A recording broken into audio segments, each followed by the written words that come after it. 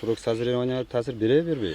Берет. Тездеткенге жардам берет. Эмне үчүн берет? Тамыр мощный болгондон кийин уже все ала берет да жерден. Уже көрүп атасың го разницасы аябай чоң да, ондай неме эмес. 80-100 тоннага чейин силос алган учурлар болгон. Эгер 30 тонна алса бул 5 сом менен пышат. Себестоимость 5 сомго түшүп калат. Эгер шуну 80 тонна алса бул 2 сом, 1 сом 80 тий менен токтойт.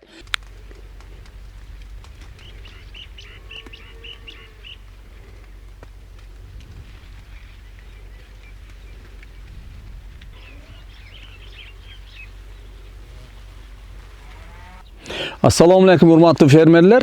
Bugün men ошол Macha Turetski sort silos üçün даярдалган ошол үйрөндү.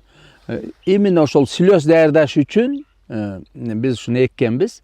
Ушул жерде бир демонстрацион поля кылдык. Демонстрацион поляда жерди дагы бере турган агротехникасына бардыгын бирдей кылып туруп, бирок бир микориза менен bir bölügün, анан bir bölügün жөнөкөй эккенбиз. Ошуну көрсөтөйүн деп атам. Азыр бул жака карасаңыздар, бул мен турган жөөктө мына. Мен уже бүгүн 22 май. Ушул 22 майда уже бул адамга жетейин деп калды да. Бул жакшы көрүнүш. Эми ушул жерге биз ушудан бул жагына микориза менен атайын эккенбиз, демонстрация кылып. Ал эми бул жагында болсо мына. Бул жагы кичинекей. Бул немеси? Бул жакта микориза жок. Айрыма уже билинип калды да. Чоңоюшту баштады, мына билинди. Бул негизги айрымасын бул түшүмдөн көрсөтөт. Биологический препарат микориза бул негизинен бунун функциясы тамыр системасын аябай өнүктүрүп берет. Атайын сүрөттөр бар, аны көрсөңүздөр болот. Ошо микориза менен эгилген жүгөрүлөрдө же башка эгиндерде тамыр аябай жакшы өнүккөн. Алыс терең кеткен да. Ошол терең кеткен жерде бул суусуздукка да чыдайт. Чыдамдуулугу да ашат. Азыр эң негизги Кыргызстандагы көйгөйлөрдөн бири бул бакы адаптация изменение климата болуп атат го, бакы климатка ылайыкташтыруу деген жерде ушул нерсе иштейт да. Суу аз болгон жылдары бул микориза менен иштегенде аябай жакшы жардам берет фермерге. Негизи ушул. Микоризаны жерге бердиңизби же? Микоризаны бергенде урукка жармашып калыш керек.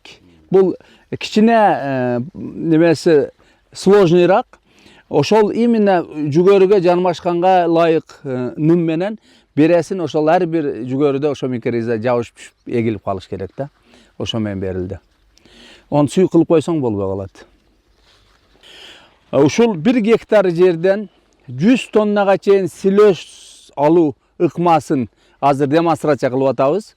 Эгерде биздин фермерлер ар бир гектардан 80 тоннадан ашык силос алса, анан кийин биздин ишибиз жакшы кеткен болот да. Себеби Союз учурунда дагы силостон 80-100 тоннага чейин силос алган учурлар болгон.